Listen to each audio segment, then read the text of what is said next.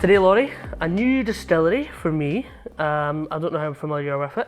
Nc'nean. Yep. So 2017, Western Highlands, new kid on the scene. I mean, there's been so many new distilleries. This We're probably not new. It was 2017, as you say, they were founded.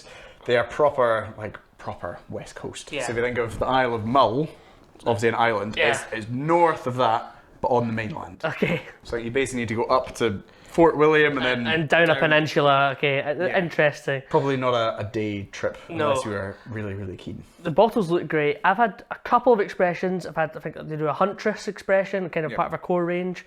But today we've got a single cask, which is exclusive for English retailers or British retailers. Yeah, kind of independent English whiskey. Which is quite interesting. Yeah. What do you think of the spirit? Have you had much before from I've them? had a couple. They do their organic bottling, which is sort of like their core range thing. They do lots of different batches. Okay. So I think we're now up to batch 25. Oh, or wow, something. okay. They're all at, I think it's 46% or maybe 43.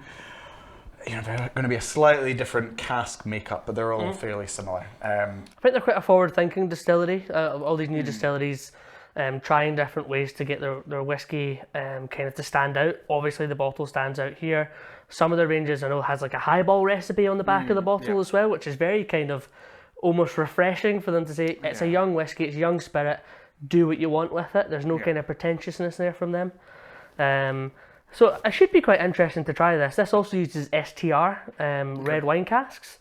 So not uncommon for new distilleries to be using these STR casks. So shaved, toasted and recharred, meaning that you're basically creating a virgin oak environment for the spirit. Yeah, it just encourages more interaction with the woods, Yeah. which basically makes it taste older than it Well, actually yeah, is. that's my interpretation of it. I think King's Barn's done a really good job of it, Yeah. with their Dream to Dram, which was their kind of core release. I think it was very much a Jim Swan thing. Yeah. So a lot of the distilleries that he was involved in founding, he sold them the STR. It was certainly the first time I came across it was with them, and their 3-year-old spirit didn't taste that young. Okay. So it was quite interesting. This is bottled at natural cask strength, 57.1% rather.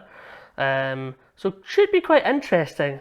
They're very kind of forward thinking on their, all the bottles say vegan friendly, do a lot of organic releases. Yeah, very environmentally friendly as well. Yeah. I think that their whole operation is net zero or sort of environmentally carbon negative, all that sort of thing. Yeah, organic whiskey distillery it says on the corks as well. So obviously something they're really proud about.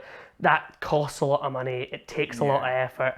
So for them to start off with that kind of this is what we're going to do. Yeah, they are very ambitious as well. I know I think it was end of 2023 they're now stocked in Waitrose, which perhaps says something about who they're sort of targeting and the sort of clientele they're looking for. But it's from my experience, it's a very decent whiskey. Yeah. It's very sort of subtle, very delicate, but not boring and one-dimensional. Yeah. They even use recycled glass for the bottles, Amazing. which is quite interesting. I suppose something a bit different. Let's have a little taste and see what we think. I suppose it's, as you say, red wine cask, Highland whiskey. There's lots of things we think from that straight away. I think single casks are always fun because you expect some of the distillery character in there, but obviously each cask is unique. So, you'd hope this was a particularly special cask that they've, highlighted as being too good to be blended into perhaps their organic range. Into a bigger vatting of casks. Okay. Thank you. I can actually smell it already. Okay, what do you think of those? It's pleasant. It's quite vegetal, quite green.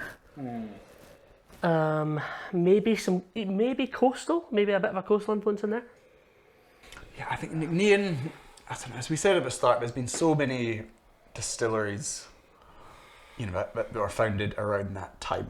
And I think it's so difficult to kind of keep tabs on all of them and have, this one is very good at this, so this one's very good for that. Nc'nean, I think because its flavour profile isn't as distinctive as perhaps something like, Ardent American or Torre Vague. That's fair. It's easy to kind of not forget about it, but it's not the first one that springs to mind. And we're maybe thinking this will be a little bit more cask-led in that way as well, because it's quite a neutral, safe, distillery characteristic. The cask can probably have quite a lot of influence. Going back to those now, it's much sweeter. There's maybe almost a kind of retro confectionery, kind of boiled sweets in the back. It's funny, the nose is quite a funky green unusualness at the top for me, but going back it is much sweeter.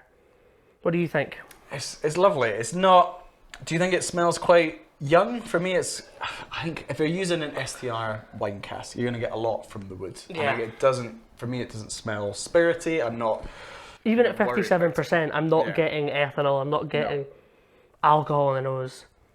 In fact, the more I smell it, the more I go back to it, the more indulgent and sweet aromas I'm getting. Let's have a little taste and see what you think. Like it's very in proportion on the nose. There's nothing standing out, but it smells pleasant. Give this a try. Yeah.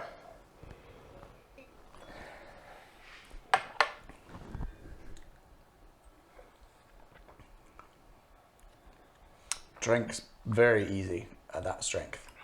The texture is fantastic. Yeah. You're right. At 57%, I kind of expected to be a bit of a punch in the gut. It's really long, actually. It's like really developing.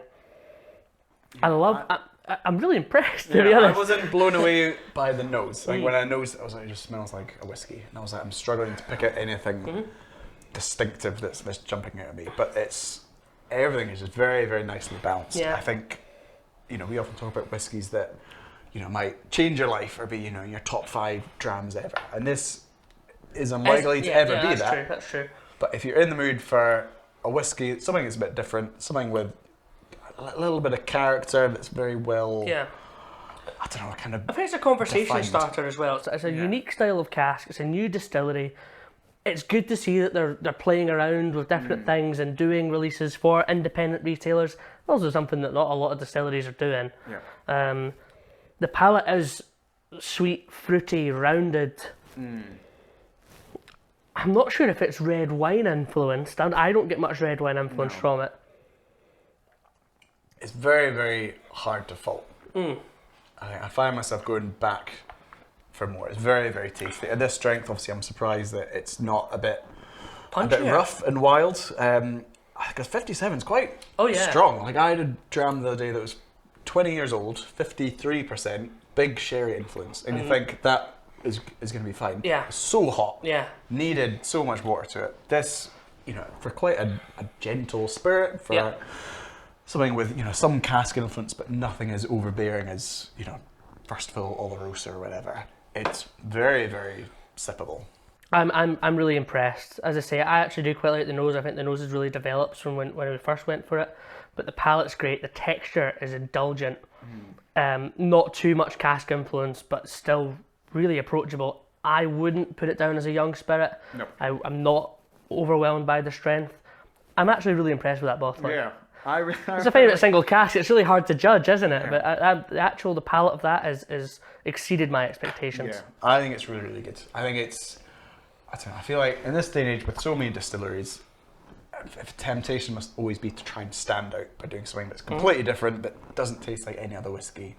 Nc'nean haven't done that. They've stuck by their values of being, eco-friendly and beautiful presentation and having that organic status. Yeah. But it's a really good dram. I think this is a distillery to look out for sure. It's still early days. Obviously, they're going to get a lot of fans from the ethical side of things and how they're doing things. It's great marketing. The bottle looks fantastic.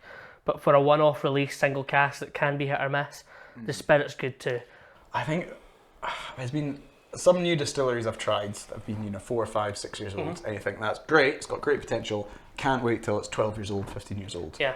This at 15 years old, is it going to be, it's going to be different, but I enjoy this as I'm impressed. I'm impressed as you said, the industry's grown by 10-15% in the last 10 years anyway. But this does stand out. It's a unique location. If you're in the rural Western Highlands, give it a visit, I suppose. It is really hard to get to. But I'm impressed by the spirit. Nice to share the dram with you. Yeah, really good. And it didn't have massively high expectations, but it's really tasty. Flown past them. Yeah. Cheers. Cheers. If you've enjoyed this video, don't forget to like and subscribe for more Bevvy content. We want to hear what you think, your best whiskey experiences, the whiskies you want to try.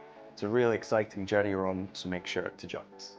Download the Bevvy app on Google Play and App Store to keep track of your whiskey journey, connect with your whiskey friends, keep track of your favourites, anything you could ever want to do with whiskey, all in one place. It's the definitive whiskey companion.